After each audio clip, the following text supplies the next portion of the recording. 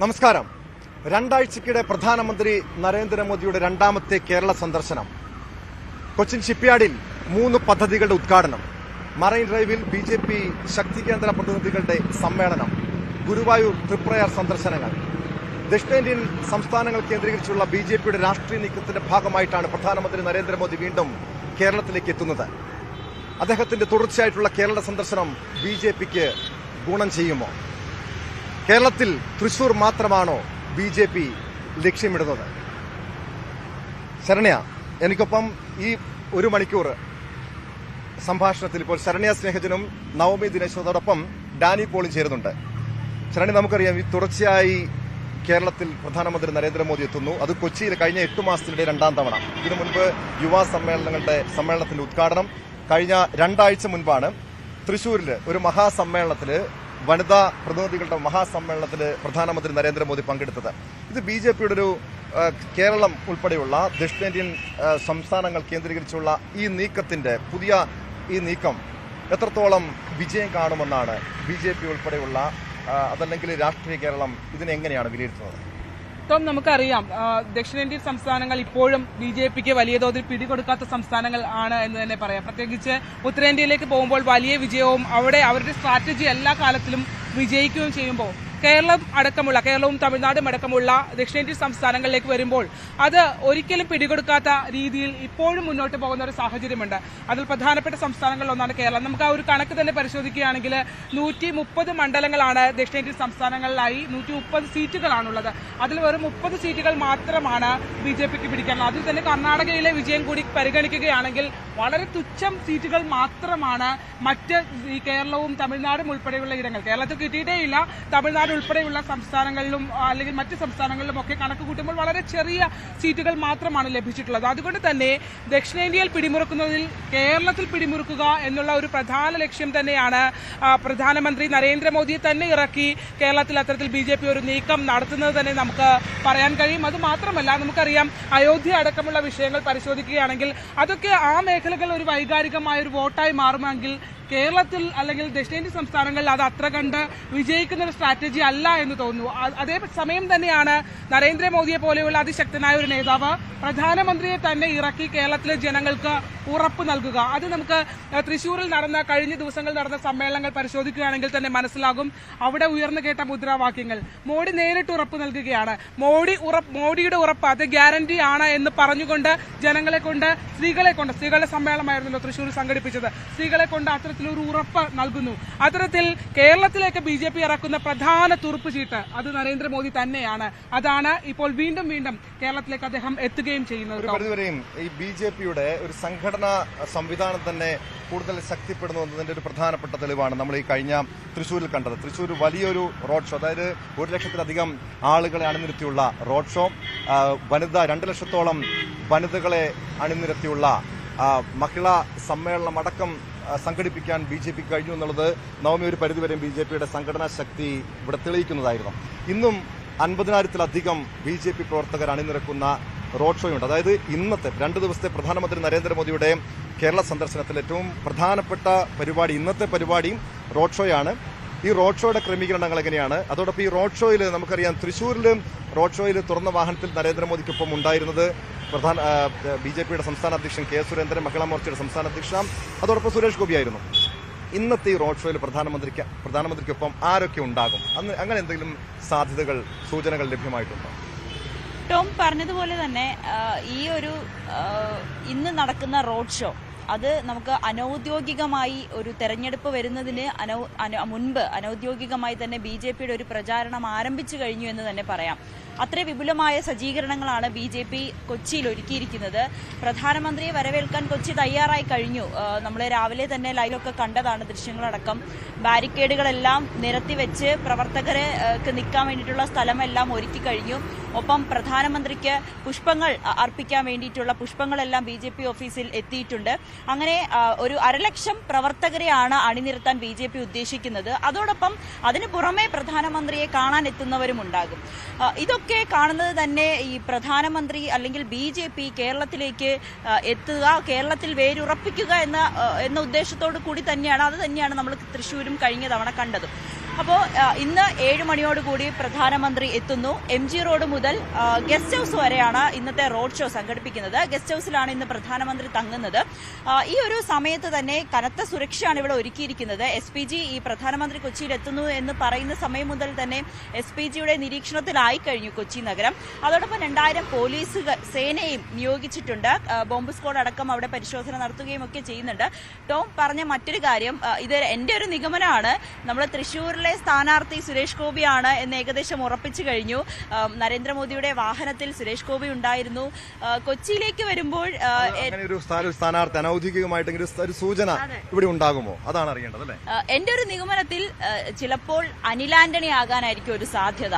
മോദിയുടെ വാഹനത്തിൽ VM സുധീരൻ ഉണ്ടാകും, ക്ഷമിക്കണം, K സുരേന്ദ്രൻ ഉണ്ടാകും, ഒപ്പം തന്നെ അനിൽ ആന്റണി ഉണ്ടാകും എന്നുള്ളൊരു സാധ്യതയാണ് ഞാൻ കണക്കാക്കുന്നത്. മറ്റൊന്നുമല്ല, എറണാകുളത്തെ സംബന്ധിച്ച് അതൊരു ക്രൈസ്തവ വോട്ടുകളുള്ള ഒരു ബാങ്കാണ്. അപ്പോൾ അതിൽ അത്തരത്തിലുള്ള ഒരു പ്രതിനിധിയെ തന്നെ മുന്നോട്ട് വെക്കാനായിരിക്കും BJP ലക്ഷ്യം വെക്കുക. അതിന്റെ ഒരു സാഹചര്യത്തിലാണ് അനിൽ ആന്റണി ആകും ഇന്നത്തെ.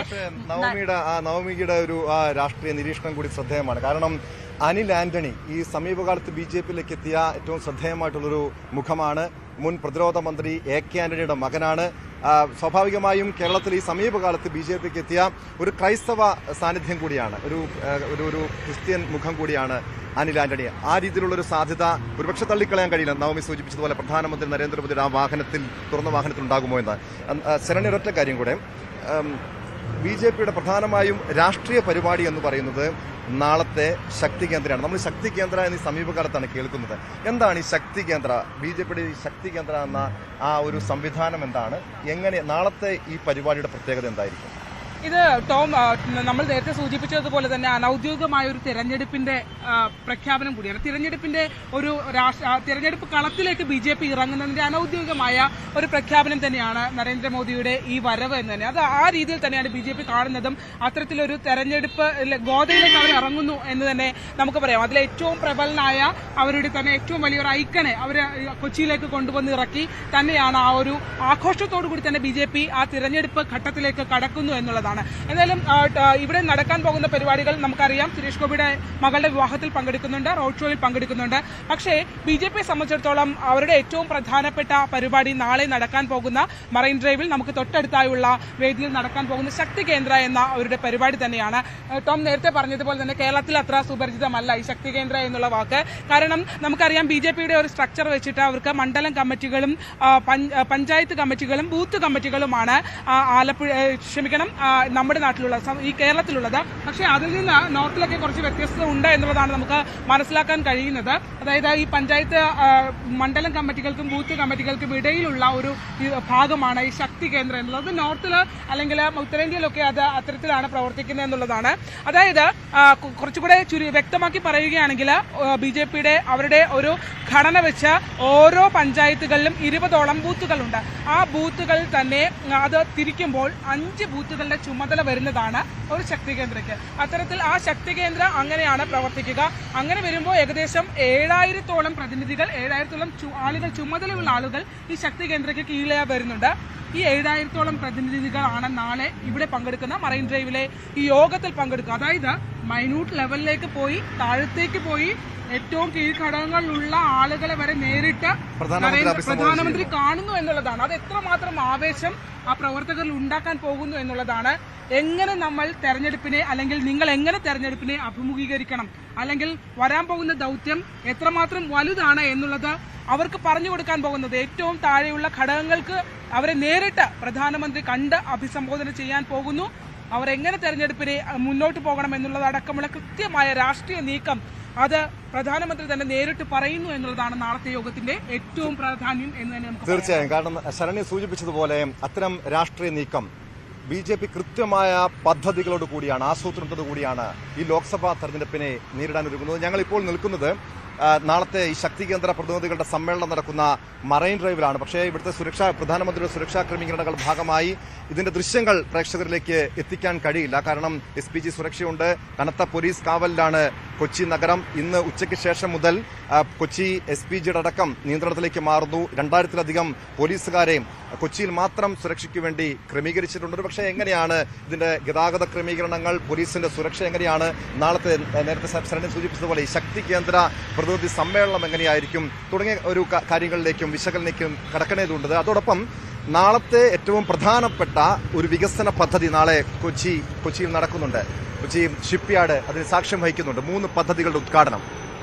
ഡാനി ഇപ്പോൾ ചേരുന്നുണ്ട് ഇതിന്റെ വിശദാംശങ്ങളുമായി. ഡാനി, ഏറ്റവും പ്രധാനപ്പെട്ട പരിപാടി, കേരളത്തിലേക്ക് കേന്ദ്ര സർക്കാരിന്റെ ഒട്ടനവധി വികസന പദ്ധതികൾ എത്തിയിട്ടുണ്ട്. അതിലേറ്റവും ശ്രദ്ധേയമായിട്ടുള്ള ഏകദേശം 2000-3000 കോടി രൂപ ചെലവഴിച്ചുള്ള വലിയ വികസന പദ്ധതികൾക്കാണ് നാളെ ഷിപ്പ്യാർഡിൽ പ്രധാനമന്ത്രി നരേന്ദ്രമോദി ഉദ്ഘാടനം ചെയ്യുന്നത്. എങ്ങനെയായിരിക്കും ആ പരിപാടിയുടെ ക്രമീകരണങ്ങൾ, അതിന്റെ ഒരുക്കങ്ങൾ എങ്ങനെയാണ്? അതോടൊപ്പം ഞാനിപ്പോൾ മനസ്സിലാക്കുന്നത് ഡാനി, BJP നേതാക്കളുടെ യോഗം നടക്കുന്ന ഒരു വേദിയിലാണ്, സ്ഥലത്താണുള്ളത്. ആ യോഗം എങ്ങനെയാണ് ഇപ്പോൾ പുരോഗമിക്കുന്നത്? ആരൊക്കെയാണ് യോഗത്തിൽ പങ്കെടുക്കുന്നത്? നാളത്തെ ഇന്നത്തെയും നാളത്തെയും പദ്ധതികളാണോ ഈ യോഗത്തിൽ പ്രധാനമായും ചർച്ചയാകുന്നത്?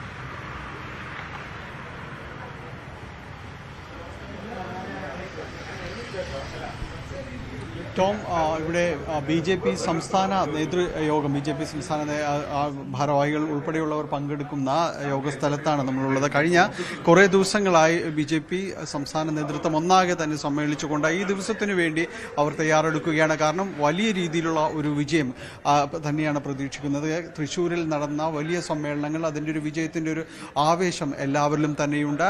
സമാനമായ രീതിയിൽ തന്നെ കൊച്ചിയിലും അതേ രീതിയിൽ തന്നെ പരിപാടികൾ വിജയത്തും അതിൻ്റെ ഒരു പൂർണ്ണതയിലേക്ക് എത്തിക്കാൻ കഴിയുമെന്ന പ്രതീക്ഷയിൽ തന്നെയാണ് BJP ഭാരവാഹികൾ. കാരണം നാളെയുള്ള പരിപാടികൾ, അതിന് മുന്നോടി ഇന്നൊരു കർട്ടൻ റൈസർ എന്ന രീതിയിൽ തന്നെയാണ് ഈ ദിവസത്തെ കാണുന്നത്. റോഡ് ഷോയിൽ സംസ്ഥാനത്തിന്റെ വിവിധ ഭാഗങ്ങളിൽ നിന്നടക്കം ഉള്ള പ്രവർത്തകർ പങ്കെടുക്കുക. ഏതാണ്ട് 50,000-ലധികം പ്രവർത്തകരുടെ പങ്കാളിത്തമാണ് പ്രതീക്ഷിക്കുന്നത്. 1.5 കിലോമീറ്റർ ദൂരമാണ് ആ റോഡ് ഷോയിലേക്ക് വേണ്ടി കരുതിയിരിക്കുന്നത്. ഈ സ്ഥലം അത്രയും തന്നെയും വലിയ രീതിയിലുള്ളൊരു ആഘോഷങ്ങളോടുകൂടി കടന്നു പോവുക എന്നതാണ് ഉദ്ദേശിക്കുന്നത്. ദീപാലങ്കാരമായിരിക്കുന്നു റോഡിന്റെ ഇരുവശവും. അതോടൊപ്പം തന്നെയാണ് മറ്റ് കേരളീയ കലാരൂപങ്ങളടക്കം ഇവിടെയെല്ലാം തന്നെ നിരക്കുന്ന രീതിയിലേക്ക്, അങ്ങനെ പൊതുവിൽ വലിയ രീതിയിലുള്ളൊരു ആസൂത്രണത്തിലേക്ക് കടന്നിരിക്കുന്നു. റോഡ് ഷോ എന്ന് പറയുന്നത് അതിൻ്റെ ഒരു ഗാംഭീര്യം കൊണ്ട് തന്നെ ശ്രദ്ധ കേന്ദ്രീകരിക്കുക. പ്രധാനമന്ത്രി പങ്കെടുക്കുന്നു.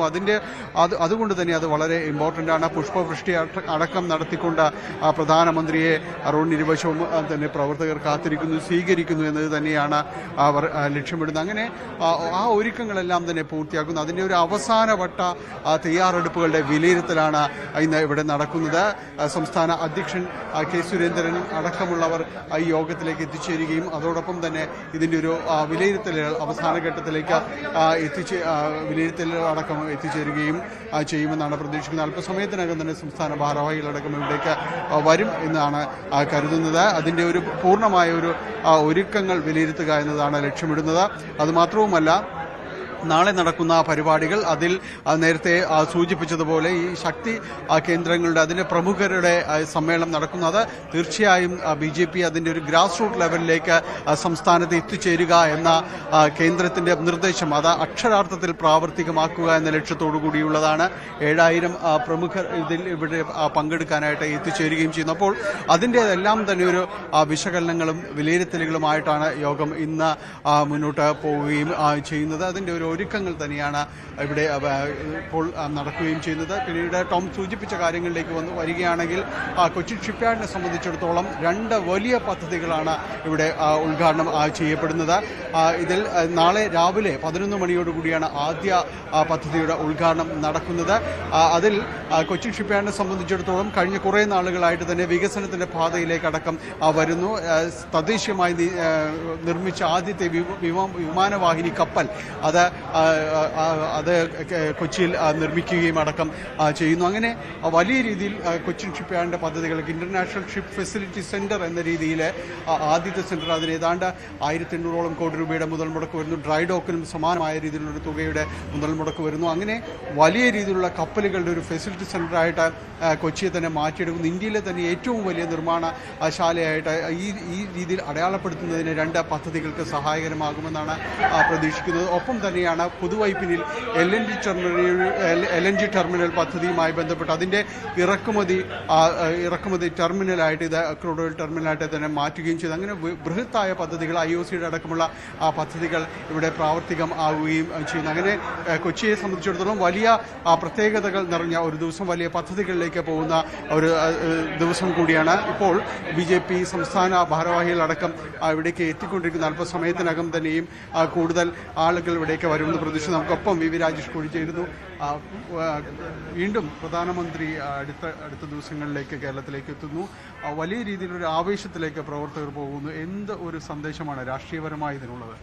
തീർച്ചയായിട്ടും പ്രധാനമന്ത്രി തെക്കേ ഇന്ത്യക്ക്, പ്രത്യേകിച്ചും കേരളത്തിൻ്റെ അനന്തമായ സാധ്യതകൾ മുന്നിൽ കണ്ടുകൊണ്ട് കേരളത്തിന് കൊടുക്കുന്ന വളരെ വലിയൊരു പ്രാധാന്യമാണ്. തീർച്ചയായിട്ടും കേരളത്തിൻ്റെ എല്ലാ സാധ്യതകളും പ്രയോജനപ്പെടുത്തിക്കൊണ്ട് വികസനത്തിൻ്റെ പന്ഥാവിലേക്ക് നടക്കുന്ന, ഇപ്പോൾ ലക്ഷദ്വീപിലൊക്കെ സംഭവിച്ചതുപോലെ വരാൻ പോകുന്ന ചുരുങ്ങിയ നാളുകളിൽ തന്നെ കേരളത്തിൻ്റെ എല്ലാ സാധ്യതകളും പ്രയോജനപ്പെടുത്തുന്ന ഒരു സാഹചര്യം തന്നെയാണ് ഉടലെടുക്കാൻ പോകുന്നത്.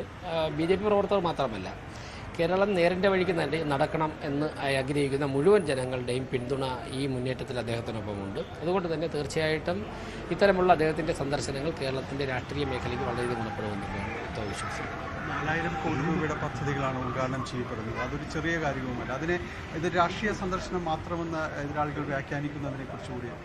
അല്ല, അത് കേരളത്തിൻ്റെ പ്രത്യേക സാഹചര്യത്തിൽ CPM-നെയൊക്കെ സുഖിപ്പിക്കുവാനുള്ള ചില മാധ്യമങ്ങളുടെയും അതോടൊപ്പം തന്നെ രാഷ്ട്രീയ എതിരാളികളുടെ ഒരു ആശങ്കയിൽ നിന്നുമാണ് ഇതൊക്കെ പുറപ്പെടുന്നത്. അതൊന്നുമല്ല പ്രശ്നം.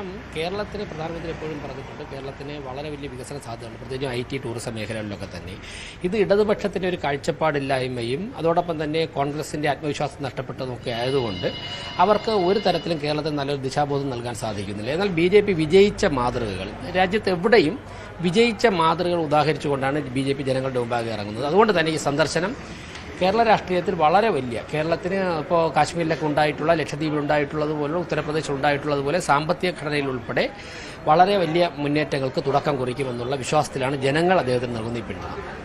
ദക്ഷിണേന്ത്യ പൊതുവിലും BJPക്ക് എതിരെ നിൽക്കുന്നുവെന്ന് പ്രചരിപ്പിക്കപ്പെടുന്നുണ്ട്. ഇത്തവണ BJPക്ക് പൊതുവിൽ കേരളം ഉൾപ്പെടെ ഒരു അക്കൗണ്ട് തുറക്കാൻ പറ്റുന്നില്ല എന്നെല്ലാം പറയുന്ന ആ ഒരു അവസ്ഥയിൽ ആരാ പറഞ്ഞു? ദക്ഷിണേന്ത്യയിൽ കോൺഗ്രസിനേക്കാൾ സീറ്റ് BJPക്ക് ഉണ്ടല്ലോ. പാർലമെന്റ് സീറ്റ് എന്നെ എടുത്ത് നോക്കണം. കോൺഗ്രസിനാണോ BJPക്കാണോ? അപ്പോൾ കർണാടക ദക്ഷിണേന്ത്യയിലില്ലേ? BJPക്ക് ആന്ധ്രാപ്രദേശിൽ ജനപ്രതിനിധികളുണ്ടല്ലോ. തമിഴ്നാട്ടിൽ നിന്നും കേന്ദ്രമന്ത്രി ഉണ്ടായിട്ടുണ്ടല്ലോ. തമിഴ്നാട്ടിൽ നിന്നും വർഷങ്ങൾക്ക് മുമ്പ് തന്നെ ജയിച്ചിട്ടുണ്ടല്ലോ. കേരളത്തിൽ നിന്ന് MLA ഉണ്ടായിട്ടുണ്ടല്ലോ.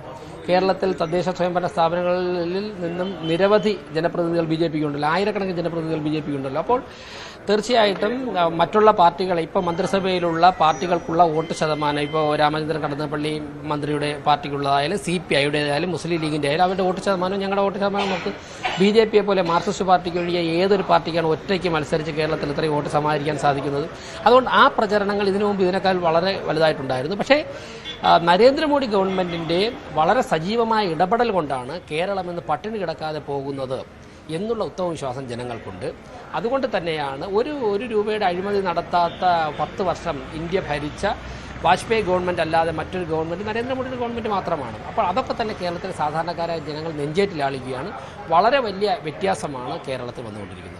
സന്ദർശനങ്ങൾ കൂടുതൽ ആവേശത്തിലേക്ക് പ്രവർത്തകരെത്തിക്കുന്നു. അത് സ്വാഭാവികമാണല്ലോ. നരേന്ദ്രമോദിയെ പോലെ വിജയിച്ചൊരു മനുഷ്യൻ, ഒരു സാധാരണ പാർട്ടി പ്രവർത്തകനായി ജനിച്ചു വളർന്ന് വന്ന ഒരു നേതാവ്, അദ്ദേഹം ലോക നേതാവായിട്ട് മാറുമ്പോഴേക്കും അദ്ദേഹത്തിൻ്റെ സാന്നിധ്യം കേരളത്തിലെ പാർട്ടി പ്രവർത്തകരിലും പൊതുസമൂഹത്തിലും വളരെ വലിയ ആവേശം വിതയ്ക്കുമെന്നുള്ള കാര്യത്തിലുള്ള സംശയവുമില്ല. തീർച്ചയായിട്ടും. അതുകൊണ്ട് കേരളത്തിലല്ല, ഇന്ത്യയെ സ്നേഹിക്കുന്ന ഇന്ത്യയിലെ മുഴുവൻ ജനങ്ങളെയും അദ്ദേഹത്തിന് ഇഷ്ടമാണ്, താല്പര്യമാണ്. കേരളത്തോടുള്ള അദ്ദേഹത്തിൻ്റെ ഒരു പ്രത്യേക താല്പര്യം, അത് പലപ്പോഴും ഞങ്ങളുടെ പാർട്ടി മീറ്റിങ്ങുകളിൽ പറയാറുണ്ട്. ഒരു 10, 40, 50, 60 വർഷം കൊണ്ട് അധികാര സ്ഥാനത്തൊന്നും പ്രധാന സ്ഥാനങ്ങളിലൊന്നും എത്താൻ സാധിച്ചില്ലെങ്കിലും ഈ പ്രത്യയശാസ്ത്രത്തോടുള്ള ഒരു പ്രതിബദ്ധത കൊണ്ട് കേരളത്തിലെ പ്രവർത്തകർ, തലമുറകളോളം പ്രവർത്തകർ വളരെ വലിയ വർദ്ധിത വീര്യത്തോടെ പ്രവർത്തിക്കുന്നു എന്നുള്ളത് അദ്ദേഹത്തിന് കേരളത്തിലെ പ്രവർത്തകരുമുണ്ട്. അദ്ദേഹത്തിന് BJPയുടെ ദേശീയ നേതൃത്വത്തിനുമൊക്കെ തന്നെ കൂടുതൽ താല്പര്യവും സ്നേഹവും ഉണ്ടാകുന്നു എന്ന് തന്നെയാണ് ഞങ്ങൾ വിശ്വസിക്കുന്നത്. വലിയ ആത്മവിശ്വാസമാണ് പ്രവർത്തകരിൽ ഉണ്ടാക്കുന്നത്. അദ്ദേഹം സൂചിപ്പിച്ചതുപോലെ തന്നെ തുടർച്ചയായ 2 സന്ദർശനങ്ങൾ അദ്ദേഹത്തിന് പ്രധാനമന്ത്രിക്ക് കേരളത്തോടുള്ള ഒരു അടുപ്പവും ഇഷ്ടമെല്ലാം വ്യക്തമാക്കുന്നുവെന്നാണ് അവർ പറയുകയും ചെയ്യുന്നത്. വലിയ രീതിയിൽ ഒരു പ്രവർത്തകരടക്കം ഒരു ആവേശത്തിലേക്ക് പോകുന്നു. ടോം, അല്പസമയത്തിനകം ഇവിടെ നേതൃയോഗം ആരംഭിക്കും. അവസാനവട്ട ഒരുക്കങ്ങൾ വിലയിരുത്തലായിരിക്കും ആ യോഗത്തിൻ്റെ പ്രാഥമികമായ ഒരു കർത്തവ്യം. ടോം.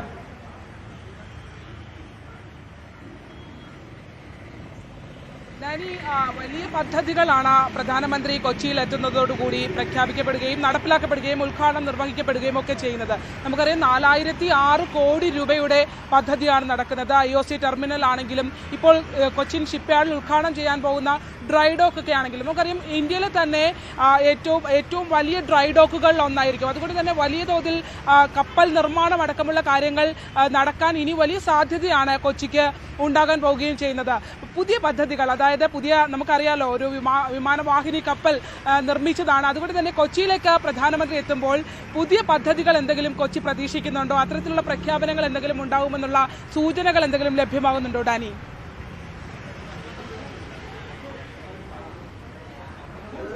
ശരണ്യ, ഏതാണ്ട് അത്തരം ഒരു ശുഭ സൂചനകൾ എല്ലാവരിലും തന്നെയുണ്ട്. പ്രത്യേകിച്ച് രാജ്യത്തെ ആദ്യത്തെ തദ്ദേശ നിർമ്മിതമായ വിമാനവാഹിനി കപ്പൽ കൊച്ചിയിലാണ് രൂപം കൊണ്ടതായി വിക്രാന്ത്. അതിനുശേഷം വീണ്ടും ഒരു കപ്പൽ നിർമ്മാണത്തിലേക്ക്, വിമാനവാഹിനി നിർമ്മാണത്തിലേക്ക് അടക്കം സേന അത്തരമൊരു പ്രപ്പോസലുകൾ മുന്നോട്ട് വെച്ചിട്ടുണ്ട്, അത്തരമൊരു ആശയം മുന്നോട്ട് വെച്ചിട്ടുണ്ട്.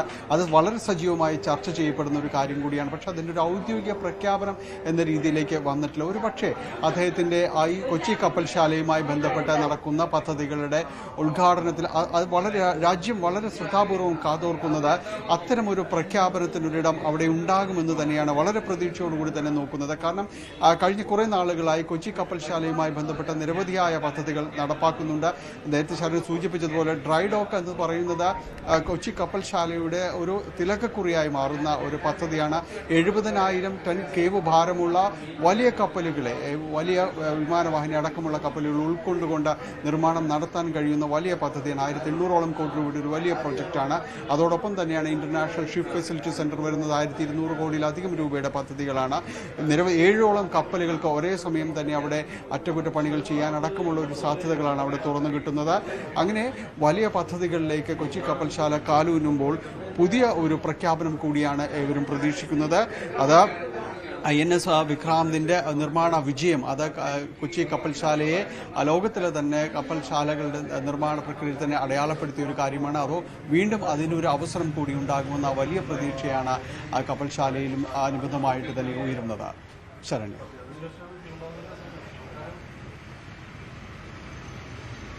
അതെ, അതാണ് ഡാനി പറയുന്നത്. കാരണം ലോകത്തും അല്ലെങ്കിൽ ഇന്ത്യയിൽ തന്നെ പലയിടങ്ങളിൽ നിന്നുമുള്ള കപ്പലുകൾ ഇനി കൊച്ചിയിലേക്ക് എത്തും എന്നുള്ളതാണ്. അത്ര വലിയൊരു ഡ്രൈ ഡോക്കാണ് കൊച്ചിയിൽ ഉണ്ടായിട്ടുള്ളത്. അതുകൊണ്ട് തന്നെ ഈ കപ്പലുകളുടെ നിർമ്മാണം മാത്രമല്ല, അറ്റകുറ്റപ്പണികൾക്കുമായി വിവിധ ഇടങ്ങളിൽ നിന്നുള്ള കപ്പലുകൾ കൊച്ചിയിലേക്ക് എത്തുന്നു. കൊച്ചിയുടെ സാധ്യത വർദ്ധിക്കുന്നു എന്നുള്ളതാണ് ഏറ്റവും പ്രധാനപ്പെട്ട കാര്യം. എന്തായാലും അത് മാത്രമല്ല, IOCയുടെ പ്ലാന്റും അവിടെ വരുന്നുണ്ട്. ആ പ്ലാന്റിന്റെ സംഭരണശേഷി 15,000 ലിറ്ററാണ്. അതായത് മംഗളൂരിൽ നിന്നുള്ള ഹിന്ദുസ്ഥാൻ പെട്രോളിയമാണ് ഇത്രയും നാൾ നമ്മൾ ആശ്രയിച്ചിരുന്നത്. അതിൽ നിന്ന് മാറി കൊച്ചിയിൽ തന്നെ എല്ലാ സാധ്യതകളും തുറന്നുകൊണ്ട് പാചകവാതക വിതരണവുമായി ബന്ധപ്പെട്ട് തന്നെ വലിയ രീതിയിലുള്ള മാറ്റങ്ങൾ തുടക്കമാകുന്നു ഈ ഉദ്ഘാടനത്തോടെ എന്നാണ്. എന്തായാലും നമ്മളോടൊപ്പം നവമിയുണ്ട്. നവമി, കഴിഞ്ഞ ഷോ UM അടക്കമുള്ള ഷോകൾ കണ്ട ആളാണ്, റിപ്പോർട്ട് ചെയ്ത ആളാണ്, കൊച്ചിയുടെ ഒരു ആവേശമൊക്കെ കണ്ടതാണ്.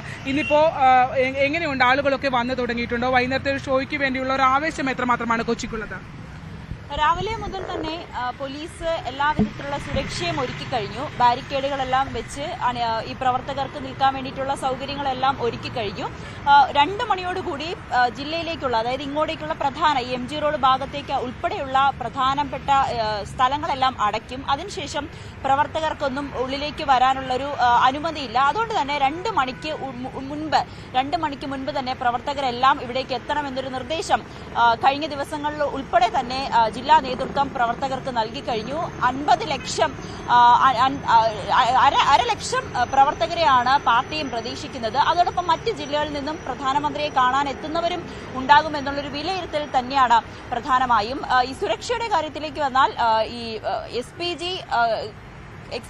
പി ജിയുടെ അധീനതയിൽ തന്നെയാണ് ഇപ്പോഴും കൊച്ചി നഗരം. എല്ലാവിധത്തിലുള്ള സുരക്ഷയും ബോംബ് സ്ക്വാഡിന്റെ അടക്കം പരിശോധനയും നടത്തിക്കഴിഞ്ഞു. 2000 പോലീസ് ഉദ്യോഗസ്ഥരെയും ജില്ലയിൽ നിയോഗിച്ചു കഴിഞ്ഞു. ഗതാഗത നിയന്ത്രണം ഒരു പ്രധാനപ്പെട്ട കാര്യമാണ്. 2 മണി മുതലാണ് പ്രധാനപ്പെട്ട നിയന്ത്രണം തുടങ്ങുക. പിന്നീട് നാളെ പുലർച്ചെ 3 മണി മുതൽ ഉച്ചവരെയും ജില്ലയിലേക്കുള്ള നിയന്ത്രണങ്ങളെല്ലാം കർശനമാക്കിയിട്ടുമുണ്ട്. ഇതിൽ പ്രധാനപ്പെട്ട റോഡുകളിലേക്ക്, അതായത് കൊച്ചിയിലേക്ക് വന്നു കഴിഞ്ഞാൽ ഈ പ്രധാനമന്ത്രിയെ കാണാൻ എത്തുന്നവർ അല്ലെങ്കിൽ ഈ ബസ് റൂട്ടുകളൊക്കെ 2 മണിക്ക് ശേഷമൊന്നും അനുവദിക്കില്ല. ഗതാഗതം പൂർണ്ണമായും നിരോധിക്കും. അതിൽ ഏറ്റവും പ്രധാനം ഹൈക്കോടതി junction, MG road, Rajaji junction, Kaloor, Kadavanthra, Thevara, മട്ടുമൽ, തേവര ഫെറി എന്നീ ഭാഗങ്ങളിലേക്കൊന്നും വാഹനങ്ങൾക്ക് പ്രവേശനമില്ല. ഇതെല്ലാം വഴി തിരിച്ചുവിടും. മറ്റ് ജില്ലകളിൽ നിന്ന് വരുന്ന വാഹനങ്ങൾക്കൊക്കെ പാർക്ക് ചെയ്യാനുള്ള പ്രത്യേക സൗകര്യവും ഏർപ്പെടുത്തിയിട്ടുണ്ട്. അങ്ങനെ എല്ലാവിധത്തിലും ജില്ലയിൽ പ്രധാനമന്ത്രിയെ സ്വീകരിക്കാൻ വേണ്ടിയിട്ടുള്ള ഒരുക്കങ്ങളെല്ലാം പൂർത്തിയായി കഴിഞ്ഞു.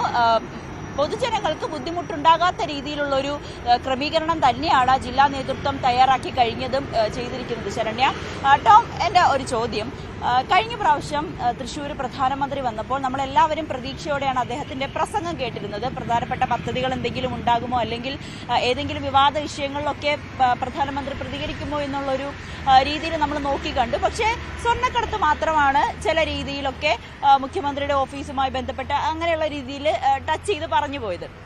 ഇപ്രാവശ്യം നാളെ ശക്തി കേന്ദ്രയുടെ വേദിയിൽ പ്രധാനമന്ത്രി പ്രസംഗിക്കുമ്പോൾ പ്രവർത്തകർക്ക് ആവേശം തരുന്ന തരത്തിൽ, അല്ലെങ്കിൽ കേരളത്തിലെ വിവാദ വിഷയങ്ങളിൽ ഏതെങ്കിലും തരത്തിലുള്ളൊരു പരാമർശം നടത്താൻ സാധ്യതയുണ്ടോ, അല്ലെങ്കിൽ കേരളത്തിന് വേണ്ടിയിട്ട് ഏതെങ്കിലും പ്രത്യേക പദ്ധതികൾ ഒക്കെ പ്രഖ്യാപിക്കാനുള്ളൊരു സാധ്യതയുണ്ടോ? തീർച്ചയായും നവമി, പ്രധാനമന്ത്രി നരേന്ദ്രമോദിയുടെ നാളത്തെ പ്രസംഗം എന്തായാലും ഏവരും ശ്രദ്ധയോടെ ആണ് രാഷ്ട്രീയ കേരളം ഉറ്റുനോക്കുന്നത്. ഇപ്പോൾ ഒരു നിമിഷം നവമി ചോദിച്ച ചോദ്യത്തിലേക്ക് വരാം. അതിനു മുൻപ് കേന്ദ്രമന്ത്രി ബി മുരളീധരൻ തത്സമയം ഇപ്പോൾ ന്യൂസ് 8-നൊപ്പം ചേരുന്നുണ്ട്. മിനിസ്റ്റർ, സ്വാഗതം. വലിയ ആവേശത്തിലാണ് BJP നേതാക്കളും പ്രവർത്തകരും, പ്രത്യേകിച്ചും പ്രധാനമന്ത്രി നരേന്ദ്രമോദി കഴിഞ്ഞ 2 ആഴ്ചക്കിടെ വീണ്ടും കേരളത്തിലേക്ക് എത്തുന്നു. തീർച്ചയായും അദ്ദേഹത്തിന്റെ ഈ വരവിന് പിന്നിൽ കൃത്യമായ രാഷ്ട്രീയ ലക്ഷ്യമുണ്ട്. BJP എത്രത്തോളം ആവേശത്തോടെയാണ് പ്രധാനമന്ത്രിയുടെ ഈ സന്ദർശനത്തെ കാണുന്നത്?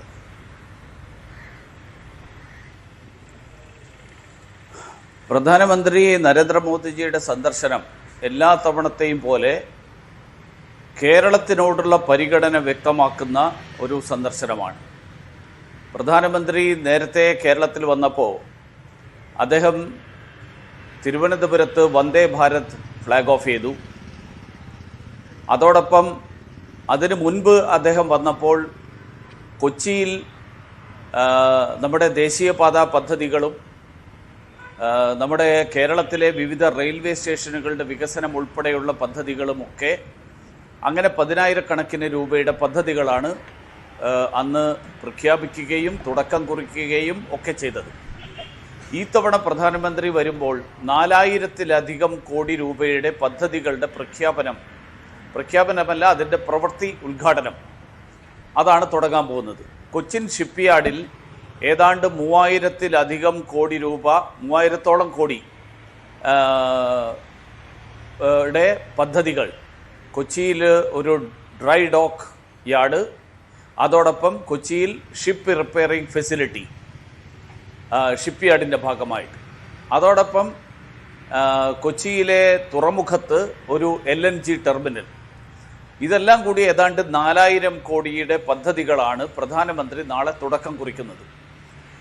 കേന്ദ്രം കേരളത്തെ അവഗണിക്കുന്നു, കേരളത്തിന് കേന്ദ്രം ഒന്നും തരുന്നില്ല എന്ന് പറഞ്ഞ് കോൺഗ്രസും CPM കൂടി സംയുക്തമായിട്ട് ഡൽഹിയിൽ കേന്ദ്രത്തിനെതിരായിട്ട് സമരം ചെയ്യാനുള്ള തയ്യാറെടുപ്പ് നടത്തുമ്പോൾ പ്രധാനമന്ത്രി അതൊന്നും കണ്ടോ കേട്ടോ എന്നുപോലും എനിക്കറിയില്ല.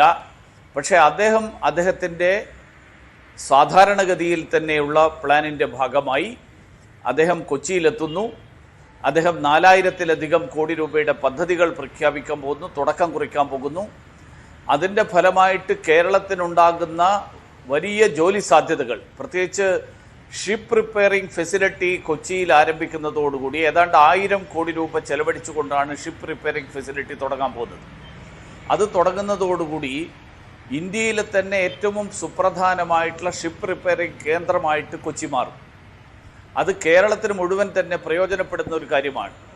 മാത്രമല്ല, നമ്മൾ അതിൻ്റെ കൂടെ ചേർത്ത് വായിക്കേണ്ടത് വിഴിഞ്ഞം കണ്ടെയ്നർ ടെർമിനൽ പുറത്തു വന്നു കഴിഞ്ഞാൽ, അത് പ്രാവർത്തികമായി കഴിഞ്ഞാൽ കേരളത്തിലുണ്ടാകുന്ന സാമ്പത്തികമായിട്ടുള്ള പുരോഗതി, ആ സാമ്പത്തിക പുരോഗതി വ്യാവസായിക പുരോഗതി, ആ വ്യാവസായിക പുരോഗതി തീർച്ചയായിട്ടും നമ്മളെല്ലാവരും പ്രതീക്ഷിക്കുന്നതിനപ്പുറത്തുള്ളതാണ്.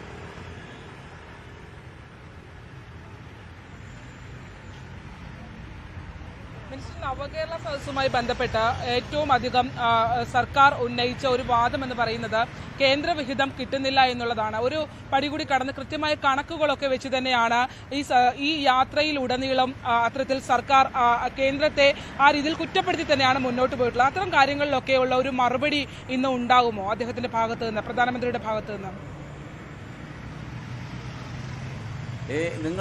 എനിക്ക് മനസ്സിലാവുന്നില്ല. നിങ്ങളും കൂടി ഈ പ്രചരണം ഏറ്റെടുത്തിരിക്കുകയാണ്. കാരണം കേരളത്തിലെ മാധ്യമങ്ങളാണ് ഈ പ്രചരണത്തിൻ്റെ ഏറ്റവും മാർക്സിസ്റ്റ് പാർട്ടിയുടെ വക്താക്കളായിട്ട് വന്നിരിക്കുന്നത്. കാരണം ഇപ്പോൾ പറഞ്ഞതിലൊരു വാക്കുണ്ട്, കൃത്യമായിട്ടുള്ള കണക്ക്.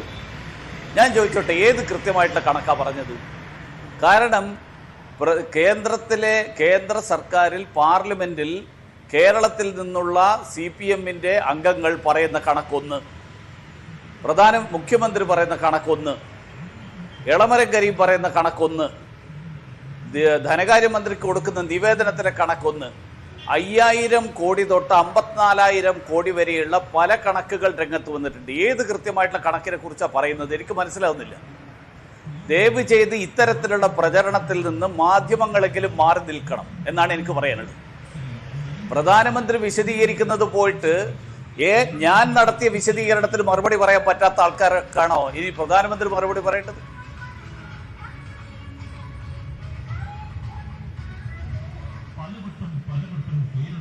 മിനിസ്റ്റർ, തീർച്ചയായും വ്യക്തമാണ്. അതോടൊപ്പം അറിയേണ്ട ഒരു കാര്യം, ഇന്നും നാളെയുമായിട്ട് 2 ദിവസത്തെ കേരള സന്ദർശനമാണ് പ്രധാനമന്ത്രി നരേന്ദ്രമോദിയുടേത്.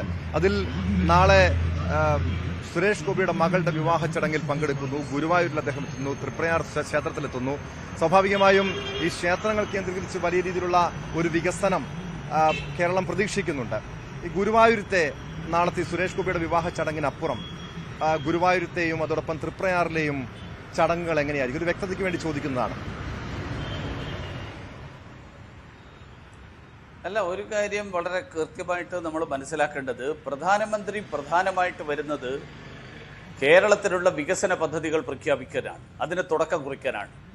അത് മാധ്യമങ്ങൾക്ക് പരസ്യപ്പെടുത്താൻ താല്പര്യമില്ലെങ്കിൽ അത് ഇരിക്കട്ടെ അങ്ങനെ. കാരണം എന്ന് വെച്ച് കഴിഞ്ഞാൽ ഇത് വിവാഹത്തിൽ പങ്കെടുക്കാൻ വരുന്നു, കൂട്ടത്തിൽ അദ്ദേഹം ഈ ഉദ്ഘാടനം കൂടി നടത്തുന്നു എന്നുള്ള നിലയിലാണ് പലപ്പോഴും നടത്തുന്ന പ്രചരണം.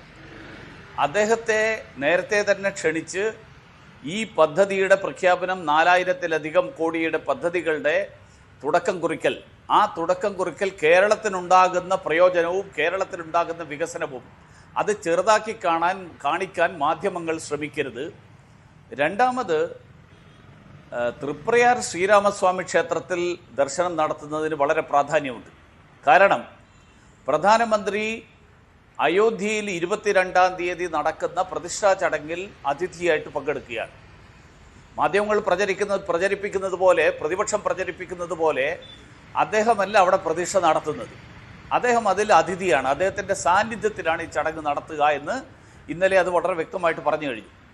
പക്ഷേ എനിക്ക് പറയാനുള്ളത്, പ്രധാനമന്ത്രി നാലമ്പല ദർശനത്തെക്കുറിച്ച് ഈ കഴിഞ്ഞ ദിവസങ്ങളിൽ അദ്ദേഹം അയോധ്യ സന്ദർശിച്ച സമയത്ത് അദ്ദേഹം പറഞ്ഞിരുന്നതാണ്, അദ്ദേഹം സൂചിപ്പിച്ചിരുന്നതാണ്, കേരളത്തിൽ നാലമ്പല ദർശനം ശ്രീരാമനുമായിട്ട് ബന്ധപ്പെട്ടിട്ടുള്ള, ശ്രീരാമനും ലക്ഷ്മണനും ഭരതനും ശത്രുഘ്നൻ്റെയും ഒക്കെ പ്രതിഷ്ഠകളുള്ള ക്ഷേത്രങ്ങളിൽ ദർശനം നടത്തുന്ന ഒരു രീതി കേരളത്തിലുണ്ട് എന്ന് പറഞ്ഞിരുന്നു.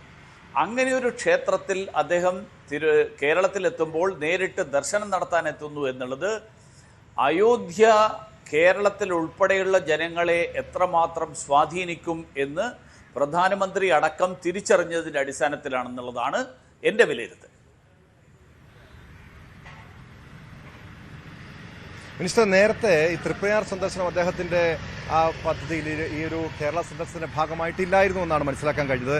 ഈ പ്രാൺ പ്രതിഷ്ഠയുടെ ഭാഗമായിട്ടാണോ ഈ ഒരു ചടങ്ങ് കൂടി, ഈ തൃപ്രയാറിലെ സന്ദർശനം കൂടി സംഘടിപ്പിക്കുന്നത്, അതോ മുൻപ് തന്നെ അത്തരമൊരു നീക്കമുണ്ടായിരുന്നോ? അതോടൊപ്പം അറിയേണ്ടത്, ഇത് മിനിസ്റ്റർ തന്നെ സൂചിപ്പിച്ചു, ഈ അയോധ്യ വലിയ രീതിയിൽ വരുന്ന ലോക്സഭാ തെരഞ്ഞെടുപ്പിൽ പ്രത്യേകിച്ചും ഈ ഹിന്ദി ഹൃദയഭൂമിയിലടക്കം ചർച്ച ചെയ്യപ്പെടുന്നുണ്ട്. BJP അതൊരു വലിയ രാഷ്ട്രീയ ആയുധമാക്കുന്നുണ്ട്. കേരളത്തിലും അത് പ്രതിഫലിക്കാനുള്ള സാധ്യതയുണ്ടോ? BJP അങ്ങനെ വലിയ പ്രതീക്ഷ വെക്കുന്നുണ്ടോ അതിൽ? അല്ല, ഇത് അയോധ്യ BJPയുടെ പ്രചരണായുധമല്ല. അയോധ്യ ഈ ഇന്ത്യയിലെ മുഴുവൻ, കേരളത്തിലുൾപ്പെടെയുള്ള ഹിന്ദുക്കളുടെ 500 വർഷത്തെ കാത്തിരിപ്പിന്റെ പരിസമാപ്തിയാണ്.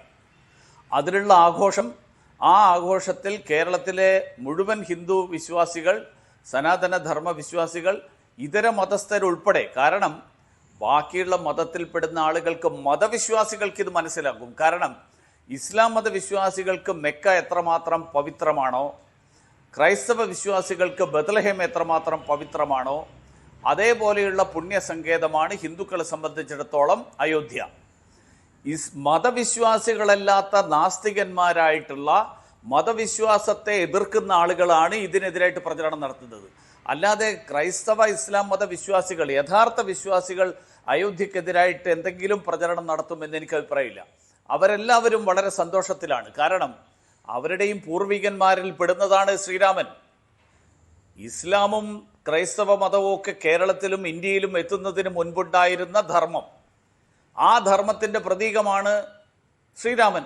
അപ്പോൾ അങ്ങനെ പറഞ്ഞാൽ ശ്രീരാമൻ ഈ രാജ്യത്തെ മുഴുവൻ ആളുകളുടെയും പൂർവികനാണ്. ആ പൂർവികന്റെ സ്ഥാനത്ത്, ജന്മഭൂമിയിൽ, ആ ജന്മഭൂമിയിൽ ആ പൂർവികന്റെ സ്മരണ നിലനിർത്താൻ ഉതകുന്ന തരത്തിലുള്ള ഒരു ക്ഷേത്ര നിർമ്മാണം എല്ലാ വിശ്വാസികളെയും സംബന്ധിച്ചിടത്തോളം, ഇന്ത്യക്കാരായിട്ടുള്ള മുഴുവൻ വിശ്വാസികൾക്കും സന്തോഷം തരുന്നതാണ്. അത് കേരളത്തിലുള്ള ജനങ്ങൾക്കും സന്തോഷം തരുന്നതാണ്. അതിനെ ഇകഴ്ത്തിക്കാണിക്കാനും അപകീർത്തിപ്പെടുത്താനും ഒക്കെ ശ്രമം നടത്തുന്ന ആൾക്കാർ, ആചാര ലംഘനത്തിന് വേണ്ടി ഉണ്ടാക്കിയ കൂട്ട്, അല്ലെങ്കിൽ അതിനുവേണ്ടി തയ്യാറെടുപ്പ് നടത്തിയ ശബരിമലയിൽ അടക്കം തകർക്കാൻ ശ്രമിച്ച ആളുകളാണ് ഇപ്പോൾ അയോധ്യക്കെതിരായിട്ടും പ്രചരണം നടത്തുന്നത്. അതുകൊണ്ട് ഇതൊരു രാഷ്ട്രീയ വിഷയം അല്ല.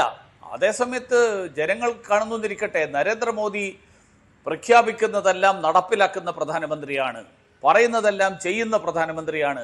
പിണറായി വിജയനെ പോലെ ഞങ്ങൾ വരും, എല്ലാം ശരിയാകും എന്ന് പറഞ്ഞിട്ട് ആ പറഞ്ഞത് തന്നെ മറന്നുപോകുന്ന ആളല്ല. 370-ാം വകുപ്പാണെങ്കിലും, ക്രിമിനൽ നിയമങ്ങളാണെങ്കിലും, അയോധ്യയാണെങ്കിലും, ഭാരതീയ ജനതാ പാർട്ടി, നരേന്ദ്രമോദിയുടെ സർക്കാർ പ്രഖ്യാപിക്കുന്ന കാര്യങ്ങൾ പ്രാവർത്തികമാക്കുന്ന സർക്കാരാണ്. അതിന്റെ പ്രയോജനം BJPക്ക് കിട്ടും, സ്വാഭാവികമായിട്ട് കിട്ടുമല്ലോ.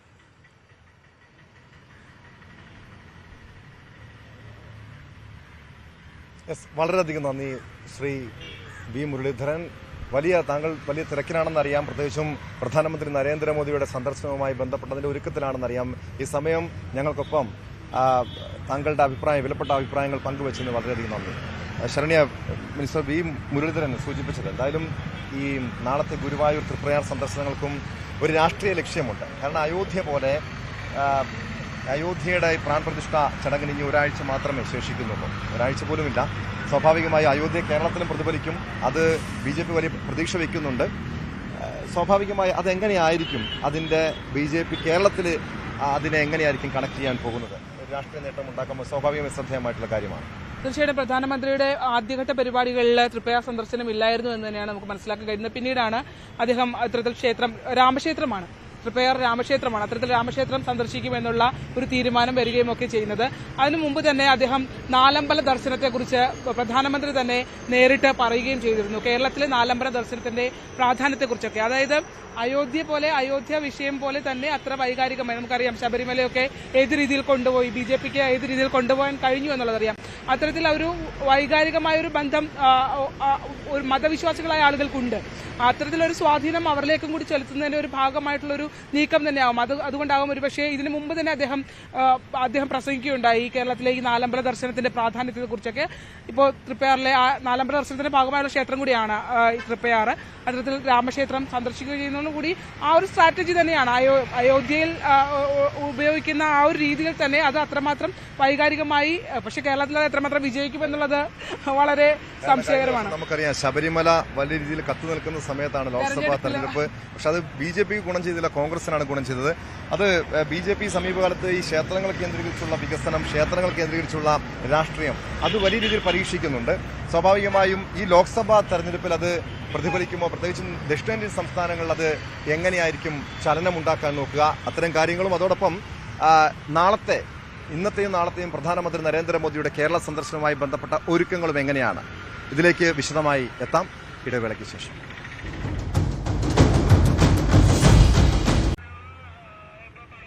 വീണ്ടും സ്വാഗതം. ശരണ്യ, പ്രധാനമന്ത്രി നരേന്ദ്രമോദി 2 ദിവസത്തെ സന്ദർശനത്തിനായി കേരളത്തിലെത്തുമ്പോൾ BJP വലിയ പ്രതീക്ഷയോടുകൂടി തന്നെയാണ് ഈ ഒരു രാഷ്ട്രീയ നീക്കത്തെ കാണുന്നത്. അതിനകത്ത് വേറൊരു കാര്യം ചോദിക്കാനുണ്ട്. അതായത് 8 മാസങ്ങൾക്ക് മുമ്പാണ് കൊച്ചിയിൽ നരേന്ദ്രമോദി വന്നത്. അന്ന് സംഘടിപ്പിച്ചൊരു പരിപാടിയാണ് യുവം. ആ യുവം പ്രോഗ്രാമിന് ശേഷം അദ്ദേഹം നടത്തിയ കൂടിക്കാഴ്ചകൾ ഏറ്റവും പ്രധാനപ്പെട്ടതായിരുന്നു മതമേലധ്യക്ഷന്മാരുമായുള്ള, ക്രിസ്ത്യൻ മതമേലധ്യക്ഷന്മാരുമായുള്ള കൂടിക്കാഴ്ച. ആ 8 മാസം കഴിഞ്ഞ ദിവസം വിരുന്ന് സംഘടിപ്പിക്കുകയൊക്കെ ചെയ്തു. എങ്കിൽ പോലും ആ 8 മാസത്തെ കാലയളവ് നമ്മൾ പരിശോധിക്കുമ്പോൾ മണിപ്പൂർ അടക്കമുള്ള സംഭവങ്ങൾ നടന്നു കഴിഞ്ഞിരിക്കുന്നു. അപ്പോൾ എന്താണ് അതായത് ന്യൂനപക്ഷങ്ങളെ കൂട്ടുപിടിച്ചുകൊണ്ടുള്ള നീക്കത്തിൽ BJPക്ക് മണിപ്പൂർ അടക്കമുള്ള വിഷയങ്ങൾ തിരിച്ചടിയായിട്ടുണ്ടോ? ശരണ്യ ചോദിച്ച ചോദ്യം വളരെ ശ്രദ്ധേയമായിട്ടുള്ള ചോദ്യം. കാരണം BJPയെ സംബന്ധിച്ചൊരു ഹൈന്ദവ രാഷ്ട്രീയം മാത്രം പറഞ്ഞുകൊണ്ട് കേരളത്തിൽ ഒരു സീറ്റ് ഉറപ്പിക്കുക, നേട്ടമുണ്ടാക്കുക എന്ന് പറഞ്ഞാൽ അത്ര എളുപ്പമുള്ള കാര്യമല്ല. അതൊരു പക്ഷേ കേരളത്തിലെ തെക്കൻ ജില്ലകളിൽ വലിയ നേട്ടമുണ്ടാക്കാൻ കഴിയുമായിരിക്കും. പക്ഷേ BJPയുടെ 6 A+ മണ്ഡലങ്ങൾ A ക്ലാസ് മണ്ഡലങ്ങൾ എടുത്തു നോക്കിയാൽ അതിൽ തിരുവനന്തപുരമുണ്ട്, തിരുവനന്തപുരം, ആറ്റിങ്ങൽ, മാവേലിക്കര, പത്തനംതിട്ട, ഈ 4 മണ്ഡലവും തെക്കൻ ജില്ലകളിലാണ്. പിന്നെ പാലക്കാടും തൃശ്ശൂരും, ഈ 2 മണ്ഡലങ്ങൾ. അതായത് ഇത് വടക്കൻ കേരളത്തിലേക്ക് ഭാഗമായിട്ടുള്ള 2 മണ്ഡലങ്ങൾ. അതിൽ തൃശ്ശൂരാണിപ്പോൾ പ്രധാനമായും സ്വഭാവം ഒരു 25% ക്രൈസ്തവ മതന്യൂനപക്ഷത്തിന് സ്വാധീനമുള്ള ഒരു ലോക്സഭാ മണ്ഡലമാണ്. പ്രത്യേകിച്ചും സുരേഷ് ഗോപി കഴിഞ്ഞ ലോക്സഭാ തെരഞ്ഞെടുപ്പിൽ വലിയ നേട്ടമുണ്ടാക്കി അപ്രതീക്ഷിതമായ ഒരു മുന്നേറ്റം നടത്താൻ കഴിഞ്ഞു. അതോടുകൂടിയാണ് തൃശ്ശൂരിൽ അവർ BJP ഏറ്റവും കൂടുതൽ ശ്രദ്ധിച്ചുകൊണ്ട് മുന്നോട്ട് പോകുന്ന ഒരു മണ്ഡലമായി തൃശ്ശൂർ മാറിയത്. തിരുവനന്തപുരം ശശി തരൂരാണ്.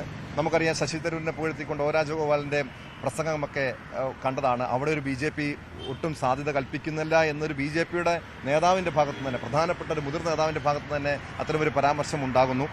മാത്രമല്ല പത്തനംതിട്ടയിലും അതേസമയം തന്നെ പറയുന്നുണ്ട് BJP ഏറ്റവും നല്ലൊരു കാൻഡിഡേറ്റിനെ, രാജ്യത്തിനെ ശ്രദ്ധിക്കുന്ന ഒരു കാൻഡിഡേറ്റിനെ തിരുവനന്തപുരത്ത് ഇറക്കുമെന്ന് പറയുന്നുണ്ട്. അങ്ങനെ പറയുന്നുണ്ട്. പക്ഷെ നമുക്കറിയാം, സാധാരണഗതിയിൽ BJPയുടെ ഏറ്റവും പ്രധാനപ്പെട്ട നേതാക്കളെയാണ് തിരുവനന്തപുരത്ത് ഇതിനു മുൻപൊക്കെ മത്സരിപ്പിച്ചിട്ടുള്ളത്. ഒ രാജഗോപാൽ, കുമ്മനം രാജശേഖരൻ ഉൾപ്പെടെയുള്ള ഏറ്റവും മുതിർന്ന നേതാക്കളെയായിരുന്നു, ഒരു തലപ്പൊക്കമുള്ള നേതാക്കളെയായിരുന്നു തിരുവനന്തപുരത്ത് മത്സരിപ്പിച്ചത്. പക്ഷേ ഇപ്പോൾ ഈ ഒരു കഴിഞ്ഞ ഒരു കേരളത്തിലെ രാഷ്ട്രീയ സാഹചര്യം കഴിഞ്ഞ കുറേ വർഷങ്ങളെടുത്ത് പരിശോധിച്ച് നോക്കിയാൽ തൃശ്ശൂരിന് വലിയ രീതിയിൽ BJP ശ്രദ്ധ ചെലുത്തുന്നത്. കാരണം ഹൈന്ദവ വോട്ട് മാത്രമല്ല, ക്രിസ്ത്യൻ വോട്ട് കൂടി BJPയിലേക്ക് കേന്ദ്രീകരിക്കാൻ കഴിയുമെന്ന് അവരുടെ ഒരു പ്രതീക്ഷ.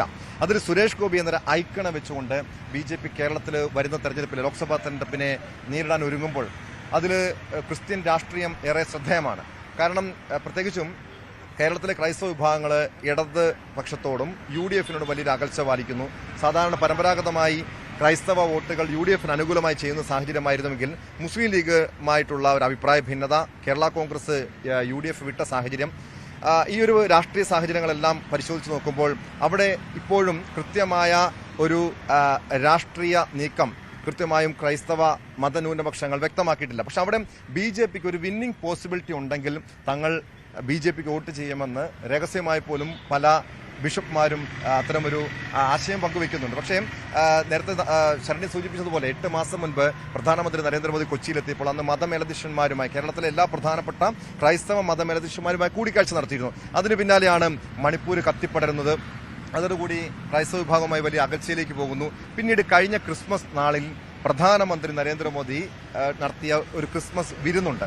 അത് പിന്നീട് കേരളത്തിൽ വലിയ ചർച്ചയായതാണ് സജി ചെറിയാന്റെ വിവാദ പരാമർശത്തിലൂടെ. ക്രൈസ്തവ സാഹചര്യം എങ്ങനെയാണ് ഇപ്പോൾ ഒരു പരിധിവരെ? കാരണം അന്ന് ഇടതുപക്ഷത്തോട്, പ്രത്യേകിച്ചും മന്ത്രിയോട് അടക്കം വലിയ രീതിയിൽ നീരസം പ്രകടിപ്പിച്ച ക്രൈസ്തവ മതമേലധ്യക്ഷന്മാർ അതിനുശേഷം മുഖ്യമന്ത്രി വിളിച്ച ക്രിസ്മസ് വിരുന്നിൽ ചിലർ വിട്ടുനിന്നു.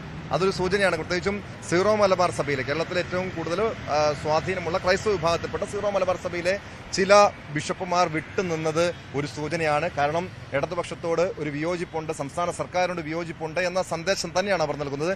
അവിടെയും ഒരു നിമിഷം ഡാനി ഇപ്പോൾ നമ്മളോടൊപ്പം ചേരുന്നുണ്ട്. ഡാനിയോടൊപ്പം BJPയുടെ സംസ്ഥാന അധ്യക്ഷൻ കെ സുരേന്ദ്രനുണ്ട്.